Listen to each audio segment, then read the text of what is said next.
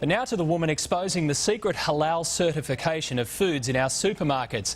There's been an explosion in the number of products that have been given the stamp of approval. Now, some proudly display the label, but as Damien Hansen reports, many hide the fact. We are funding the promotion of Sharia law in this country by buying halal certified products. Forget it. If you don't want to eat halal, live on pork and wine, because even water is halal. This suburban kitchen is headquarters for one woman's fight against what's been described as the halalification of Australia. Mother of three, Kiralee Smith is compiling a dossier of companies she accuses of jeopardising the Australian way of life.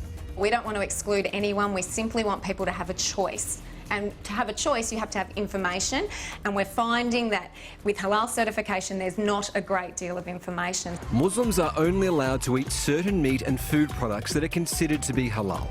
Foods that are eligible for halal certification contain no pork or other pig products, no alcoholic beverages, no blood, and no meat from carnivorous animals. Certification is taken very seriously, and it's big business, worth $2 trillion worldwide every year. We're happy, like I said, I'm very happy for Muslims to be Muslims in this country and to eat halal certified foods for themselves, but I don't want to pay for that. So she refuses to. Kiralee doesn't buy any products that are halal certified. The website is Halal Choices, and it's all about giving the Australian consumer a choice of whether or not they want to purchase halal certified foods. Whatever Halal Choices is doing is water off a duck's back. It actually increases my business.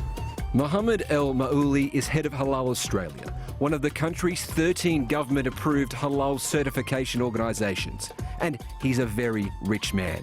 Halal certification has made me a millionaire, and I am happy to say that. The halal economy is booming. Everything from cosmetics to leisure products and holidays. Even entire workforces are being tailored to the Islamic market. You are eating halal day and night. When you go to Woolworths, you're eating halal. When you go to Coles, you're eating halal. When you go to Benjamin Franklin's, you are eating halal. Even companies with food that's automatically halal will pay for certification, all for a competitive edge.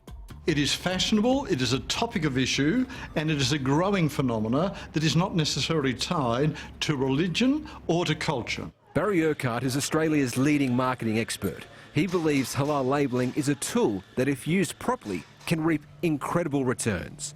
It is growing faster than food and retail sales generally in Europe, North America and Australia. I believe there is pressure out there, and I believe that companies are being accused of being racist if they do not give in to this halal certification.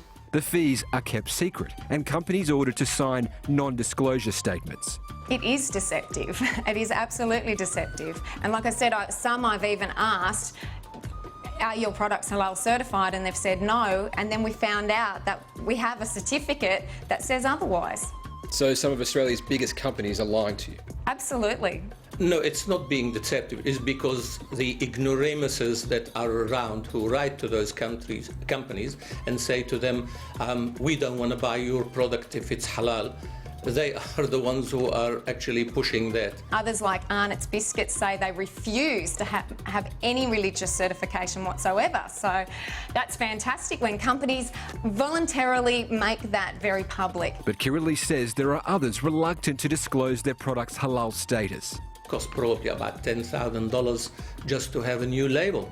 So this is an expense that sometimes companies don't go through. As to where the certification money is going, Mohammed refutes any suggestion it funds the spread of Sharia law into Australia. Halal certification doesn't fund anything other than my wife's shoes. It should be an attribute that people are aware of and buy on.